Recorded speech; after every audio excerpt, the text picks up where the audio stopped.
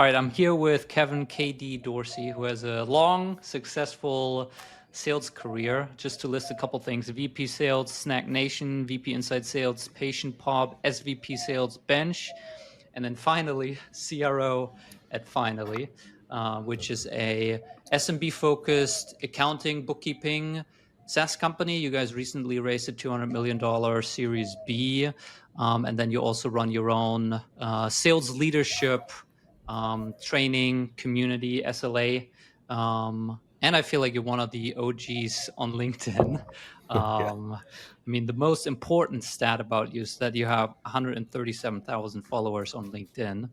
Um, but thank you for joining, Katie. Anything to like amend there, correct there?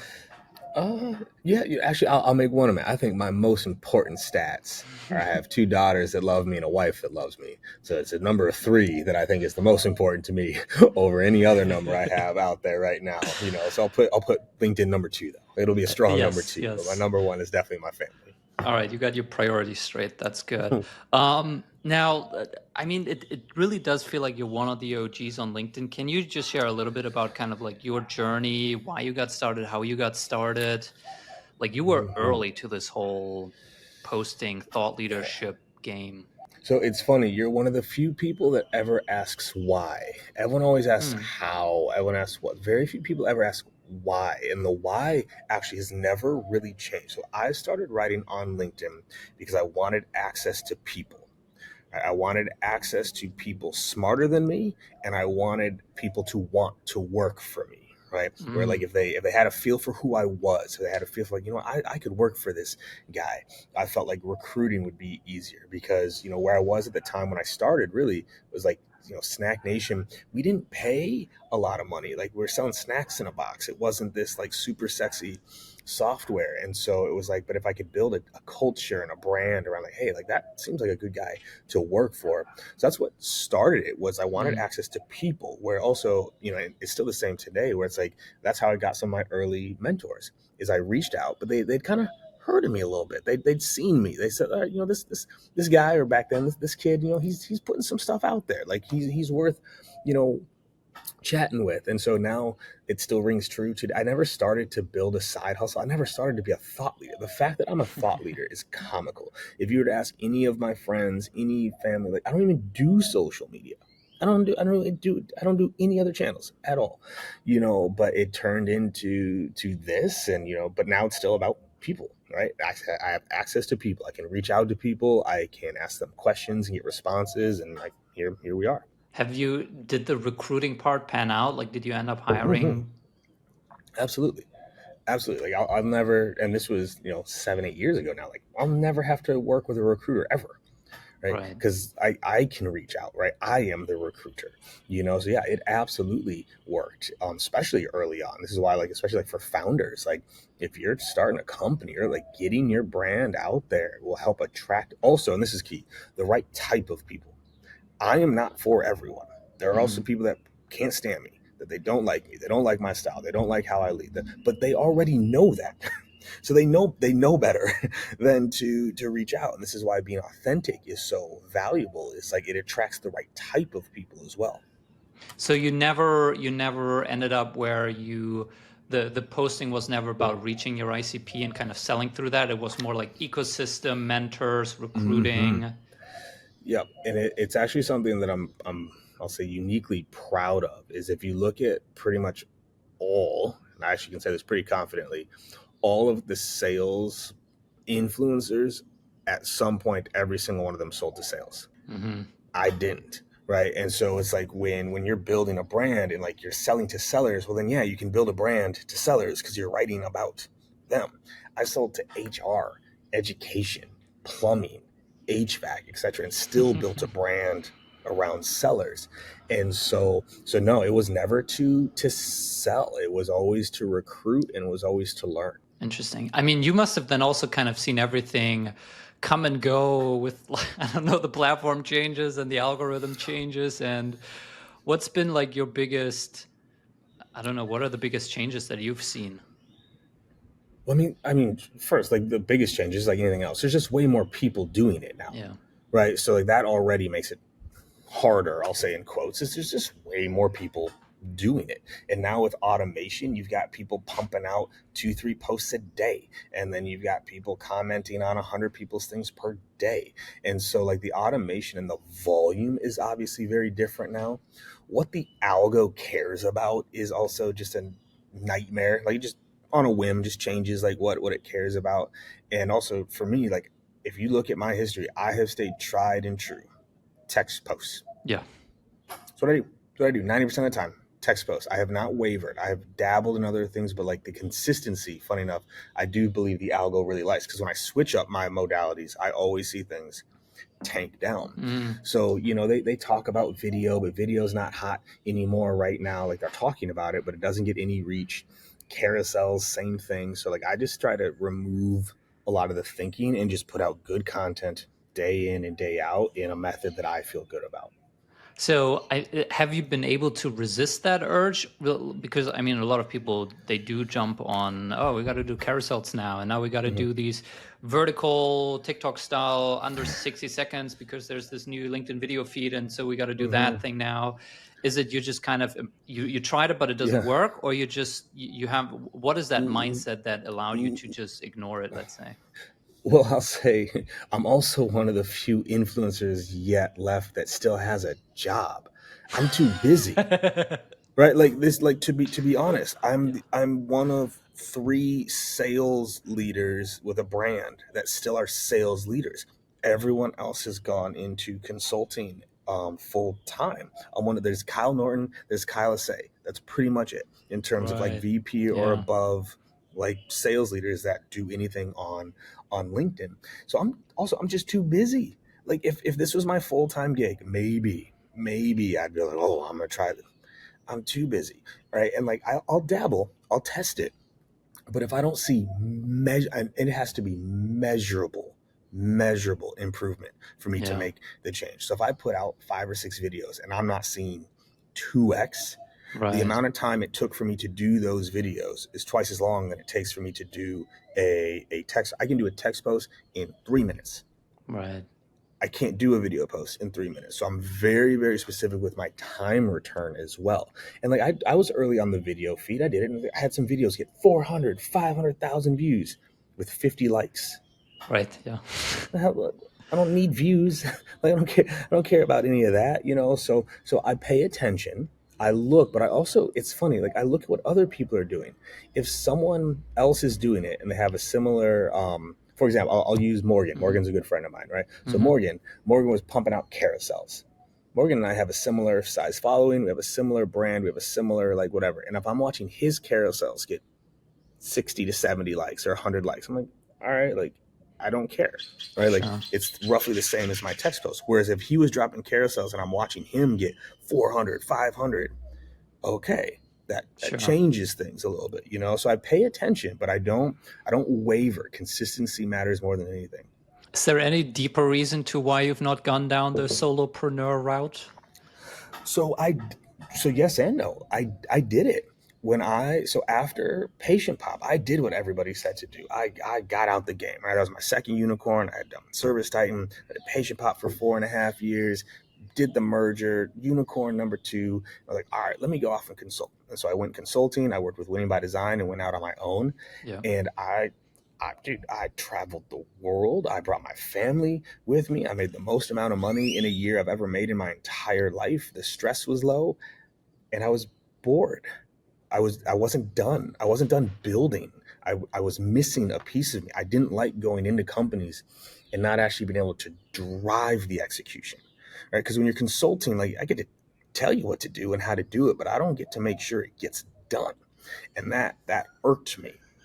I didn't like spending 6 weeks with a sales team and a sales leadership team and then being like, bye, you know. And so I did it for a year, and then I chose to get back into the game. I was like, I still got a run in me. I still got one more in me. I still got one more that I know that I can go and do this still. And I wanted to, right? This will be my last one. This is going to take it all out of me. But it was a choice, right? It was a choice. I wasn't done leading yet. And leading and consulting are 2 very different things. And I still had that leadership fire. So I chose to get back into it. Interesting. I mean, I feel like anyone listening to that is kind of like, that's crazy. Mm-hmm. Traveling the world, happy, less stress, making more Oh money. yeah. What's wrong with you? Oh yeah.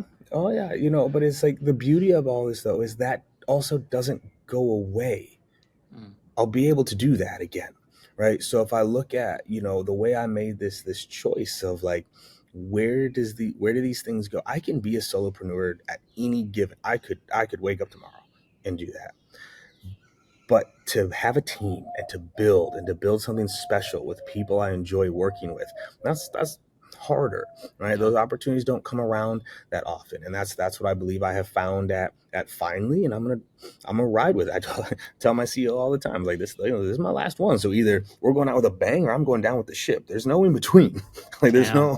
there's no in between. You know, and then I'll go solo again. And I still do my stuff outside of work. I still do Sales Mm, Leadership Accelerator. I'm building some software products right now. Like still doing that, but I still wanted to lead. I love, like, if I think about where I am now and just like I can name drop people. I love that in my year and a half I watched someone like Guller go from rep to manager to like now like almost like a senior manager on the mm, team. I love that Jeff Sterling is working for me for the second time in a decade. I love that most of my team is making more money than they've ever made before. mm, They've gotten to get the car and the watch. I love that, Sarah went from selling to CS and is flourishing, and Shay went from selling to manager to chief of staff. Like, you don't get that when you're consulting. And I wasn't done with that yet. So that's where it was. And then I'll go do solo stuff afterwards. There's time for that. So it looks like with my intro saying finally CRO, it was actually Oh, it's more final. truth. Absolutely. The words, it's not a joke. It's actually the name of the company even held weight. Like it held a lot of weight. Like, Yeah. finally, right? Because like I was mentoring CROs, I was consulting CROs, I was teaching CROs, but I'd never had the title. I was doing the CRO role for Yeah. years, but I'm not much actually of a title guy. I'm like, whatever, just pay me and let me do what I do. I don't care. Like, once, I just don't care. So no, finally held a lot of weight for a lot of reasons, and so this will be the final run. If you were to go solo now as a Mhm. consultant, you probably don't really have to niche down because you have so much credibility under your belt. But if you had to like narrow it down and be like, you only teach this one thing, like what would be like the thing that you feel like is most lacking? The skill, the approach, the mindset, I don't know, maybe underserved market where you feel like that's what you would focus on. Mhm. So for my niche is scaling companies. So if you look at, like, you've got startups that are just trying to like figure it out, like, do you even have a product? Do you even have product market fit? Then you've got the next bucket where it's like, all right, you've got product market fit. Now you're trying to scale from 5 reps to 50 reps to 100 reps. That's my sweet spot. I work with the big companies and that's fun, but it's way harder to drive change there. Hmm. Whereas that 5 to 100, when you're trying to go through that path, what most companies are missing are like sales leadership systems. They'll have like a sales methodology. They've got no leadership methodology. They've got no leadership systems. They got no checklists, playbooks, execution, automation, like to run a team. Because where a lot of teams break is actually at that second multiple of 10. So you got like 5, and like things are going pretty well. Maybe like your founder's still doing it or your VP is still doing it, right? And you get to 10, you're like, okay, like it's really working. But normally at that 10, there's like 2 to 3 that are doing really well, and the Hmm. rest actually aren't doing that great. And then that's when someone goes and raises their A, or that's when they do their seed plus. They go from 10 reps to 20, and it all falls apart, and they don't know why. Is because they never actually diagnosed what good looks like. They never documented it, right? So the 5 Ds that I teach are diagnose, define, document, demonstrate, and drill.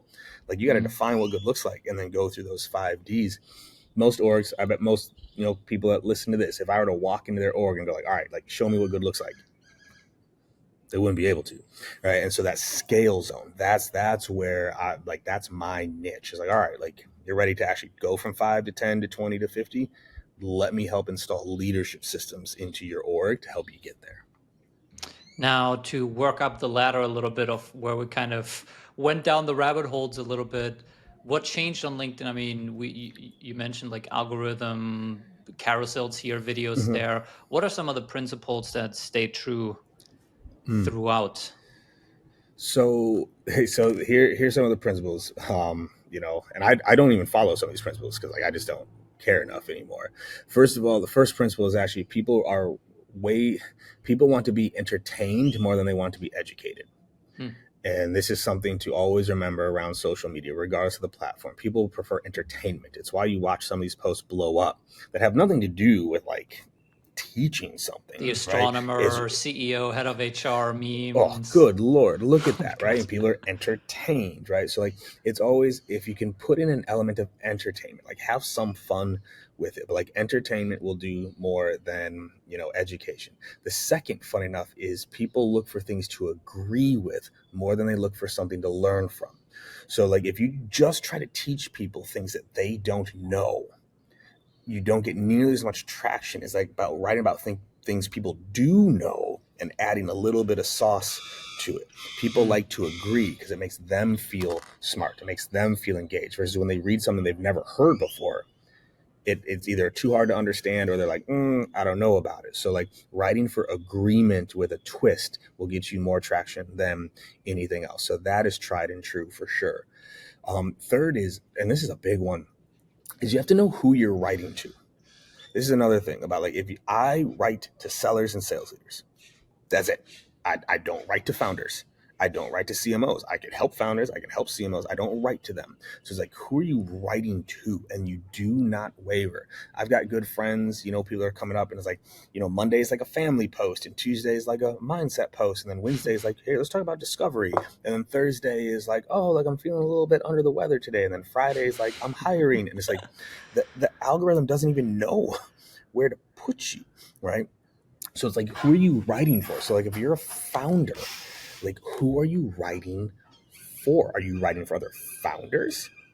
Are you writing for the persona that you are trying to attract? And we'll get into this. If you are trying to attract your persona, it's actually better to amplify someone else's voice than your own for that persona.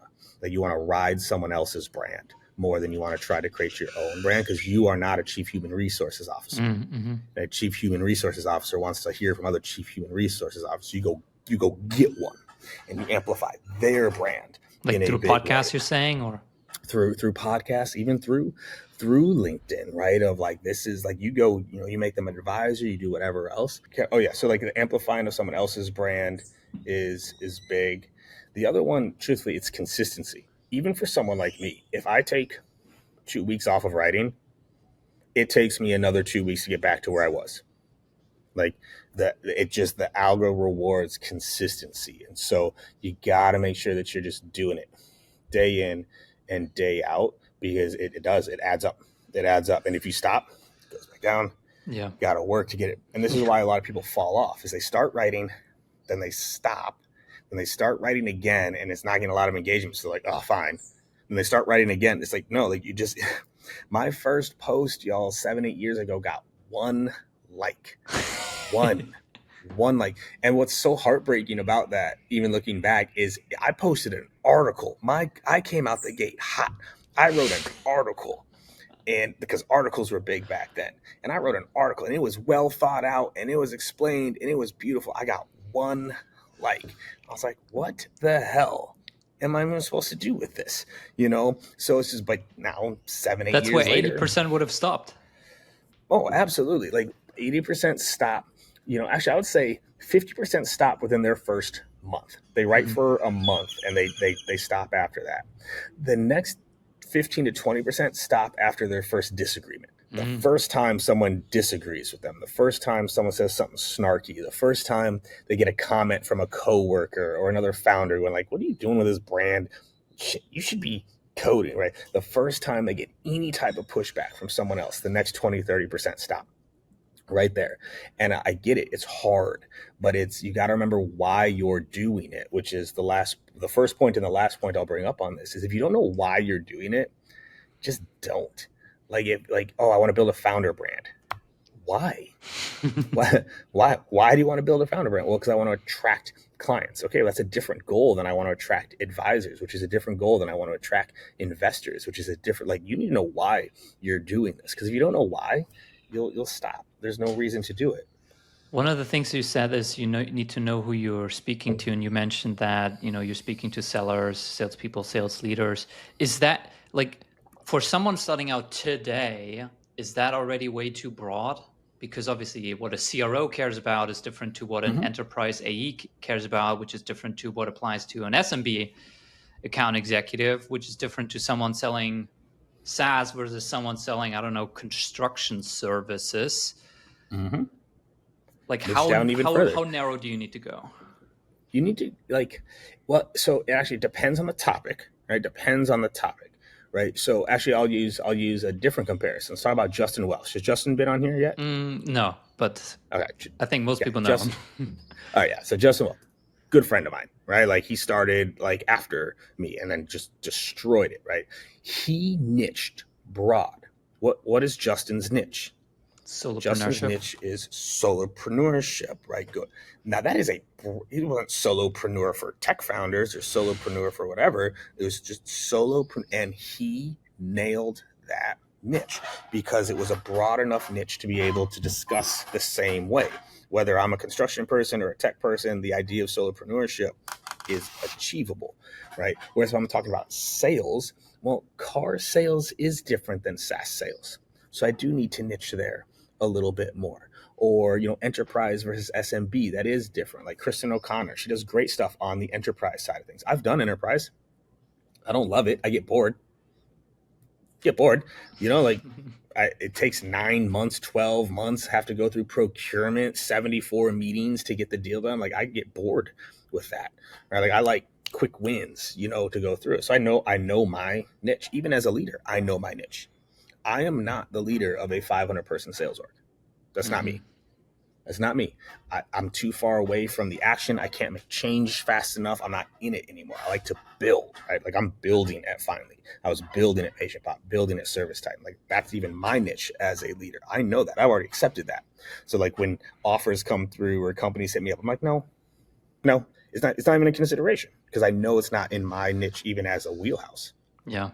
Now, if a, let's say, sales leader is listening to this and they do like this idea of kind of building an audience to help with recruiting, mentors, they know they need to niche down, they know they can kind of focus on text posts. Like, I mean, clearly you're good at just creating content. So what is that? Like, when do you write? How do you write? How do you come up with topics? How do you know what's interesting? Like, what's that kind of skill process looking like?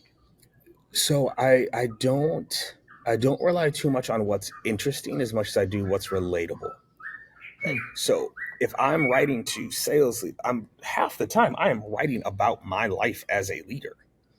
Right. Like I'm writing the things that I'm going through. I'm writing the things that I'm learning. I'm writing things that I had a conversation around, right? And then I apply it to the masses. So there are like my notes app, it's just full of ideas. Right? Full of ideas, right? I'll have 3 to 4 content ideas after this conversation, just based off things that we And it's just like talked a about. line. Yeah, I just put a line in there, just like how would I perfect example? If I was a founder starting right now, how would I do it? I just put that in there, right? And then I'll wake up and I go, let me write about that thing, and I write about that thing, right? And so it's capturing ideas. Most people really struggle with the first idea more than anything else. They sit down and like, all right, what am I going to write today?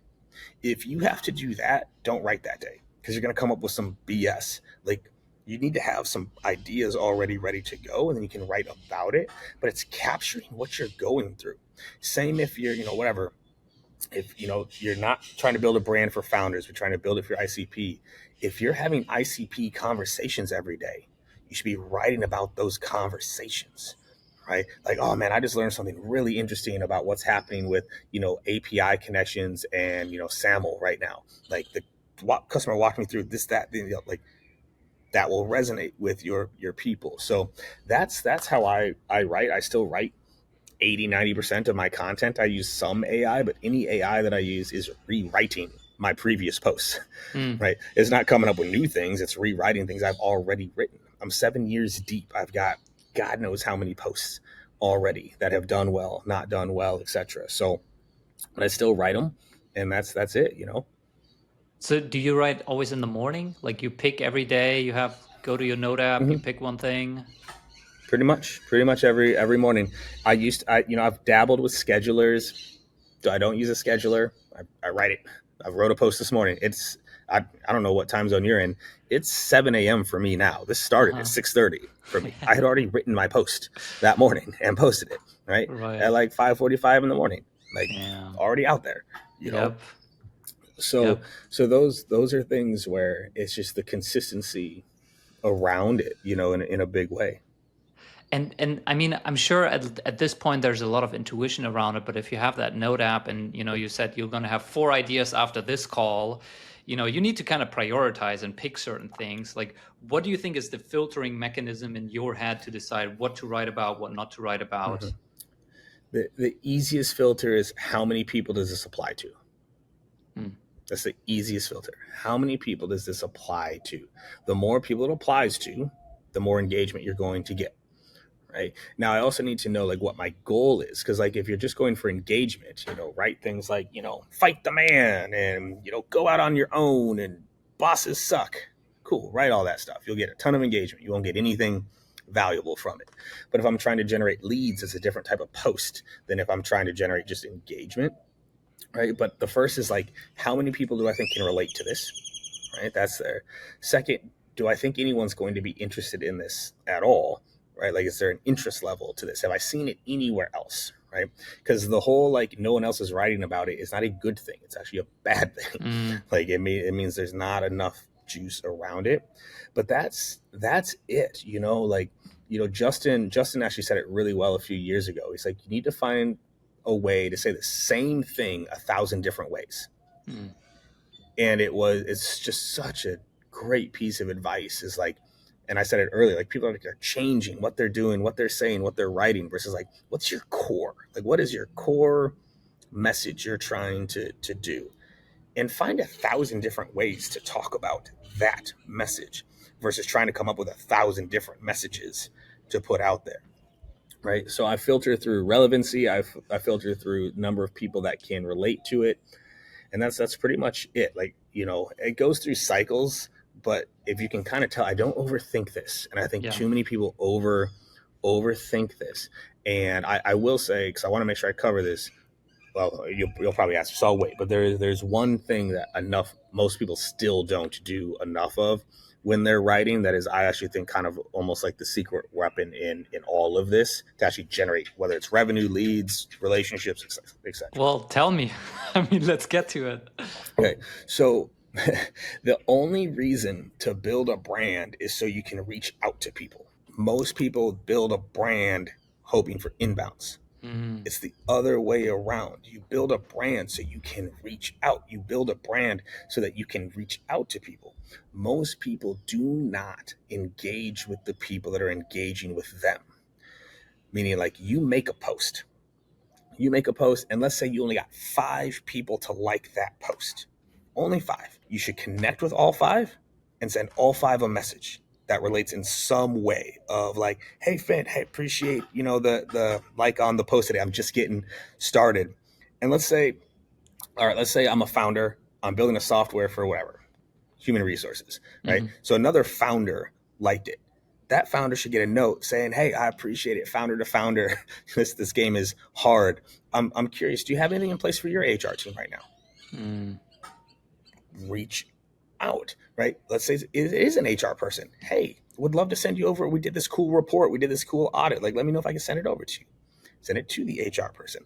Let's say it's someone who's not a founder, not an HR. It's like, hey, Finn, appreciate the like. I'm just getting started in all this. We work with people in HR. Like, do you know anybody in this mm, space that? Okay, it's the audience amplification that most people still do not do. Founders should be way more in the DMs than they are just on making a post. Right, the post is done. It's the DM engagement. Same with the view. The most founders and sellers are just sitting on gold in the viewed by. Who mm, viewed my profile? mhm. If it's in anywhere close to your ICP, connect, message, start a conversation. Right? Most people do not do that. They are waiting for people to come to them and say, hey, Finn, I've been seeing you posting for a while. This looks interesting. Oh, no, no, no. You have to go to, that's the whole point of a brand, right? Is that it precedes you. The brand precedes you. Now, like if you reach out, it's like, oh yeah, I've been seeing your stuff. That's the secret sauce that most, especially most founders don't do. And I cannot emphasize enough how powerful founder to founder outreach is. Founder to founder outreach is, I mean, my God, it's slept on. I don't care if you sell to technology at all, you should be connecting with and DMing 20, 30 founders a day to start building conversations, and then eventually asking for introductions to who on their team is the person that you sell to. But that's what's slept on, man. Most people don't. I've done this with mentees. I've done this with founders where I'm like, all right, pull up your last post. It'll have like 50 likes on it. I'm like, who do you sell to? Like, oh, we sell to XYZ. And we'll go through all the likers. I'm like, well, there's 11 of them here, quite literally in your ICP. Did you message them? No. And it's like, all right, pull up your viewed my. Nothing. Pull up your company post. Pull up other people on your post. Pull up your competitors' post. Like people just, it frustrates me because it's like people put all this thought into, well, who do I write and what scheduling tool do I use and what's my hook going to be and and then they don't Right. reach out to anybody. Like it drives me nuts. But that will separate anybody. If you do 20 a day across a year, we're talking about what, 1,000. 6,000, Oh, a day. 8,000? Yeah, Oh, no. That's, a yeah. day, a day, That's 20 7,000. a day. That's almost seven. Tell me your company's not in a better place if you reached out to 7,000 people on LinkedIn over the course of the year while you're writing content. Your company will be in a far better place, or yeah, actually, I will say better, or you'll realize no one effing cares. Because if founder to founder, founder to ICP, out of 7,000 people, you can't get engagement, I promise you right now, a salesperson won't either. You'll learn Right. very, very quickly. Like if you can't, so that's the piece that most people sleep on is like there's gold sitting there, and they don't reach out. They're waiting for people to come to them, and that's just a huge miss. Two follow-ups here. One, you're probably going to tell me that this shouldn't be automated, correct? No, you can't, y'all. Like, okay, you should never and I try to avoid absolutes as best I can, but I'll use never here. You should never automate something you didn't successfully do manually. I'll say that again. You should never automate something you didn't successfully do manually, because you don't know what to automate. You follow me there? Yeah. Like, because like automation's always going to be a little bit or a lot of bit worse than manual. Yeah. Always. But if you never succeeded manually, you don't know what to automate, right? And this is I'll stand on this hill and I will challenge your audience. I will challenge your founders. This is your company. This is your livelihood. This is your opportunity to make generational wealth. This is your opportunity to sell a company. This is your opportunity to grow things. All of that should be worthwhile to take the hour and a half per day to send 20 messages out to your ICP. And it doesn't take 90 minutes. Like, like one of my favorite, like I love video outreach, right? Because still nobody does it. You know how long it takes to record a 90-second video, Finn? 90 seconds. Wow. Okay. Wow. Okay. 90 seconds. So that video being said, that's 90 seconds. Hey, Finn, KD here. Actually, I'm the founder over at Sales Leadership Accelerator. I was reaching out because, founder to founder, I know how hard it is to keep track of things, you wouldn't use our software, but someone on your HR team would. Like, I'd love to have a conversation, even if I could just learn something from them. Would you be open to making an intro? Either way, keep fighting the fight. Good fight. Founder to founder. Appreciate you, man. KD. 20 a day, you get a couple 20 a day. responses. You're gonna get a couple responses, and that there's like, so once that's working, then you can look to automate, then and only then. But until you've gotten it to work manually, it's not worth automating, because you just don't know what to automate yet. Can you coach me through this a little bit, because I feel like I'm not alone with this mental barrier? So inbound versus outbound, I do reach out. Like if I do a post and I sell to the CEO, head of marketing. If I see CEO, head of marketing engaging, I will connect. I will kind of send a message, hey, thanks for the like, etc. But I will not reach out to people in my connections, because my thought is like, if they're connected to me, they know what I do. And so if they're not coming inbound, then that means it's just not relevant. So by me going outbound to them, I'm just going to be annoying, or I don't know, intrusive. Like, what's the No, mindset here? no, it's the complete opposite. It's the complete opposite. They are your connections, which means they have quite literally volunteered to be in your network, to be accessible to you. Also, y'all got to remember, maybe 10% of your connections see what you write. Maybe. It's for some, it's even less than that, right? So, like, we think everyone's seen our stuff. They didn't see it, right? But, like, imagine, like, oh, there's so many places I can apply this, right? Because, like, Nike doesn't advertise anymore, right? Because everyone knows they make shoes. Fair. McDonald's doesn't advertise anymore because everyone knows they make burgers, right? So they just wait for people to. So, like, no, okay, like, you have to stay in front of them. But no, the whole, actually, I'll always bring this up. Shout out David Karch, DK, rest in peace, gone far too early. DK was one of my reps at Snack Nation, and he had, he was one of my top reps, but, like, I was like, he was so much better than everybody else. And then at the end, he would just let people off the hook. And he was just always kind of like, I was like, David, like, he'd build these relationships. People loved him, but he wouldn't ask for the sale. And I was like, David, the only reason you build the relationship is to be able to make the ask. If you can't ask something of somebody, you don't have a relationship with them, right? You make the ask. And that flips, he became the number one rep. No one, like, even came close to touching him. So the point I'm making here is they're your connections for a reason. Those are the first places you should reach out. First place you should reach out, because they're already in your world. They've already accepted that. So no, it's not annoying. It's annoying if you're just pitch slapping them. It's annoying if you're just, like, hounding them.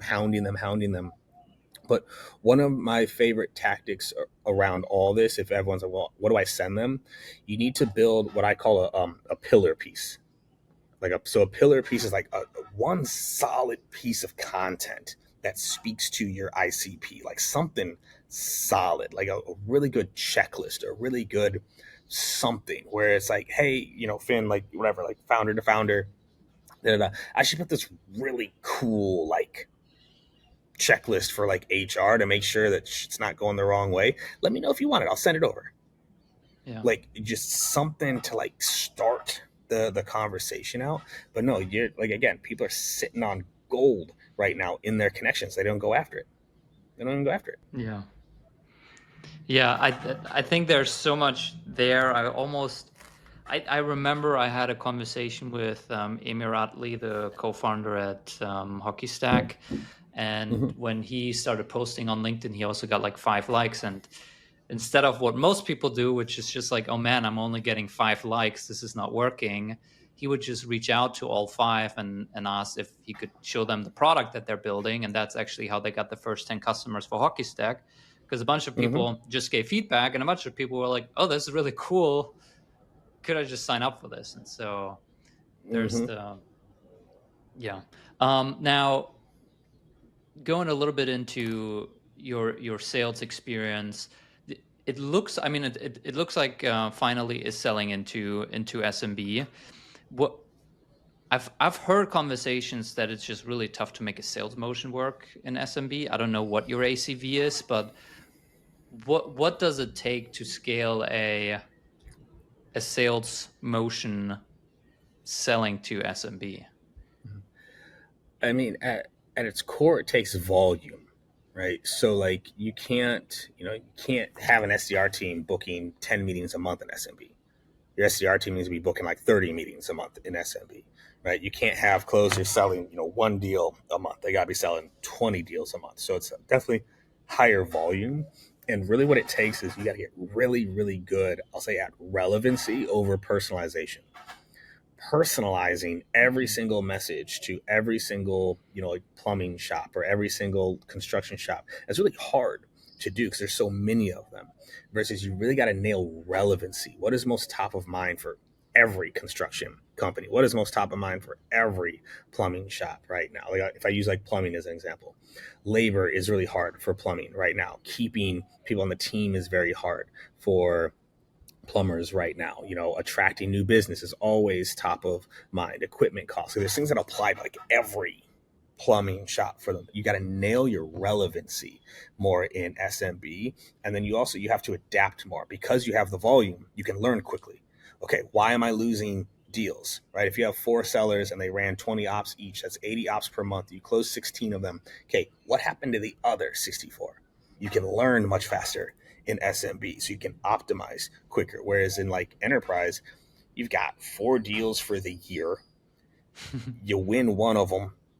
The other 3, you can't really learn in time to adapt, to change anything. So in SMB, you also have to be much, much faster with your adaptation.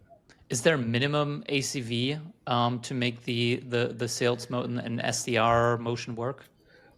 So actually, no, this is where there's a very common one that people say, if it's under 10K, if it's under 12K, you can't do SDR.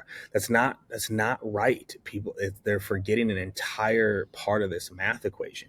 It's not the ACV, it's how many opportunities they can create, right? I had, like at Snack Nation, I had a 60-person SDR team, and the ACV there for 6K.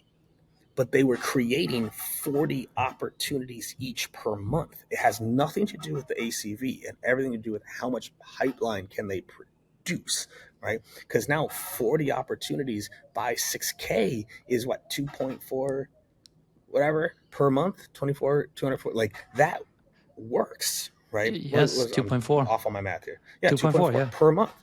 Okay, that works. Okay, so it's not no the 240K. It's the, sorry, right, 240K. That's what I thought. I was like, yeah. Sorry, it's still 7 o'clock. You have in an the morning excuse. I don't. Right. So it was like that's 240K in pipeline per month. Right. Yeah. So if even 20% of that closes, right, we're talking about like, so that's where it adds up and it works. It doesn't work if it's 6K, but they're only creating 10 ops a month. And is that just a product market fit thing, or is that just a... Yep. Product market fit, because the other beauty of SMB, right, is there's a lot more of them, right? There's millions of them versus, if you're selling enterprise 2 auth SOC 2 level security to the Fortune 50. Okay. Like there's 50. You got 50.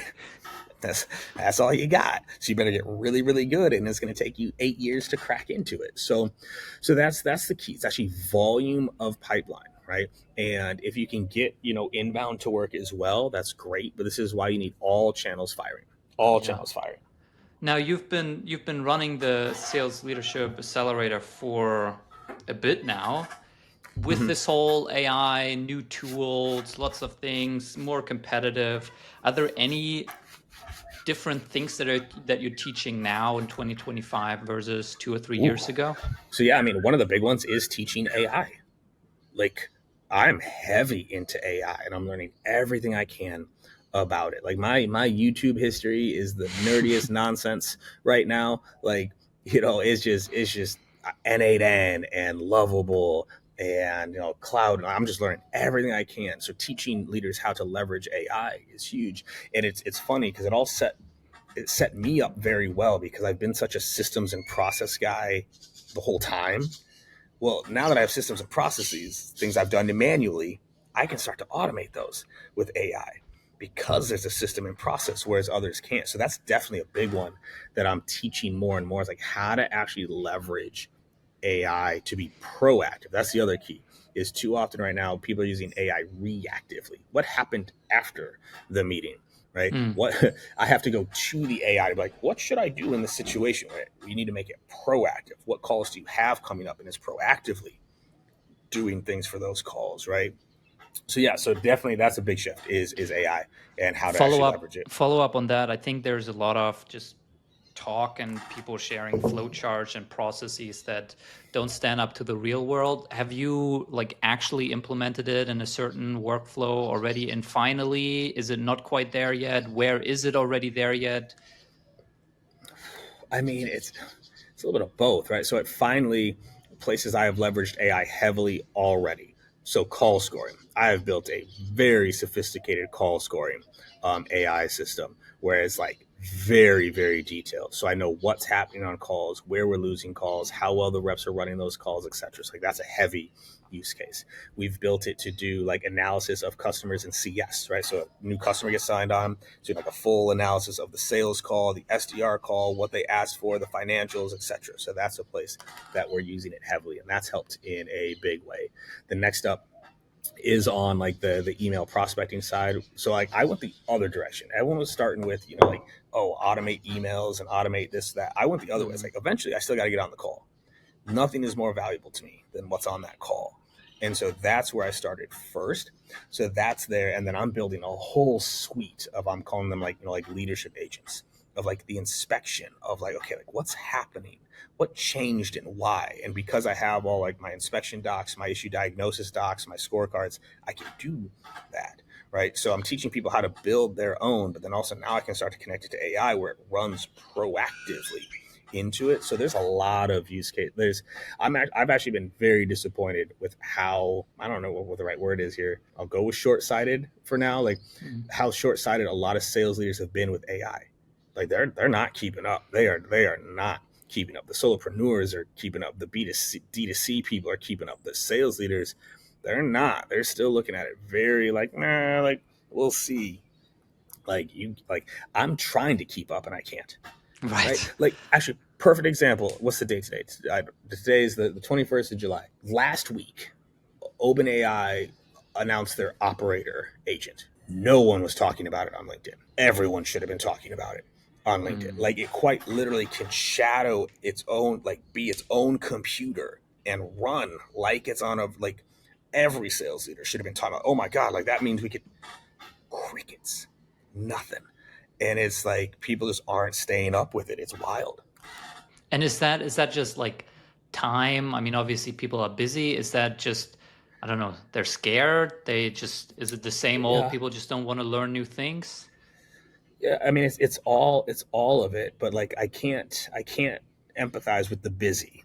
I'm a full-time CRO, full-time dad, full-time husband, full-time sales leadership accelerator, and I make the time for this, right? Like I eliminate other things so I can make time for this. So like you have to, because if you're busy now, that's why you have to learn it, because it also can make you less busy. That's the beautiful thing. But also too, there's this, when we don't understand something, our natural reaction is to stay away from it. It's like, I don't get that. Versus we need to lean into that uncertainty. Like, yeah, like I don't know what this can do. I need to learn it. I like right now in August, like I'm literally taking my entire leadership team. They don't even know this. So if they listen to this, they'll find out beforehand. I'm taking my entire leadership team through an N8N course in August. My entire sales leadership team, I'm taking them through an N8N course just so they can understand what's possible, right? I already had them go through a 6-week AI course 8-9 weeks ago that I did with Jake Dunlap at Scaled, just so they could see what's possible and then they could start to do it. I'm taking them through an N8N course. Nothing about discovery, not Challenger, not MedPick. I'm taking them through an N8N course because I want them to understand what's even feasible so then they can start to maybe do something with it, right? Like I'm investing in my team to understand this stuff, not just me. It can't just come from me. That's also a big miss oftentimes. It just comes from the founder. It just comes from, no, I need my people understanding it. Right. All right. Last question. According to LinkedIn, you started your sales career about 15 years ago. What's like the number one thing you wish you had known back then that you can, give people now that are maybe starting out now? Ooh, the number one thing. You can list 2 or 3 if it's hard to. Okay, I'll give a couple. Like one is hard. I'll say the first one is really, it's understanding your prospect. You need to be obsessed with how they think, how they work, what they go through day to day. Because the better you understand them, not only the better your product will be, but the better you'll be able to sell. And like I'm not talking hyperboles, like know people. I mean, like if you sell to HR, you need to know HR better than HR knows HR. You need to be reading their blogs, their podcasts, their YouTube. Like you need to know their world. That's number one. I spent a lot of my time early on trying to learn sales, which was valuable. Like I learned a lot, but then it's like, but you still got to sell to people. So that's probably number one. Number two would be an absolute obsession with the skill of selling. right? And any skill requires practice. Most people don't practice their sale. They don't practice their pitch. They don't practice their discovery. They don't practice their objection handling. And that's a miss, right? And founders, I'm talking to y'all too. Like, you need to practice this. You need to really put in the time to get good at this thing called selling, right? You really, really do. I would say those are probably my top two. It's just like, understand your prospect, but then treat sales like a skill, not like a career. Treat it like a skill, and then you'll make a career out of it, right? Versus like, oh, I'll just go wing it. It's like, no, there's nowhere else that would be okay. You wouldn't hire an engineer that had no engineering experience, yet we hire sellers all day long and we don't teach them what to do. Like, teach them the language of sales. There we go. KD, thank you for your time. This was awesome. I had nuggets in there for myself. I think there's tons of nuggets for people. If people want to check you out, I'll link up both your LinkedIn and a link to the SLA in the show notes, and appreciate your time. Awesome. Thanks for having me, man.